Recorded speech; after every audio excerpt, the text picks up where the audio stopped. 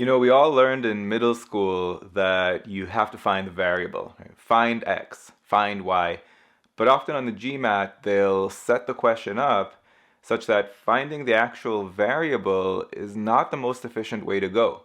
This is a good example of that. They're giving us the value of m to the power of -1, but they're asking for the value of m to the power of -2.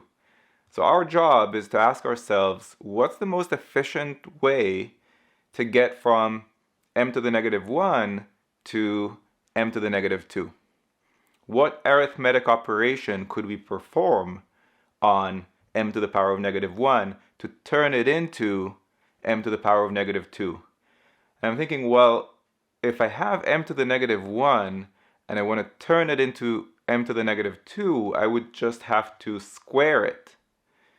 If you take m to the -1 and square it, that would get you m to the -2. After all, the number in the exponent just tells us how many times we're multiplying the underlying base times itself. So when the exponent is 1 and we want to turn it into 2, that just means we need another one of that base. So like m to the -1 multiplied by m to the -1 would turn it into m to the -2. So let's finish this off right after the intro.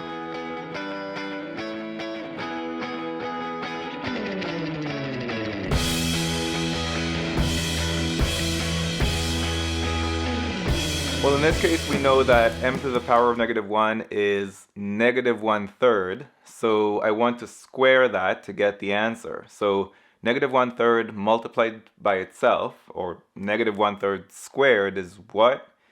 It's +1/9. So that's the answer. If you found this video useful, go to quantreasoning.com for a lot more where that came from.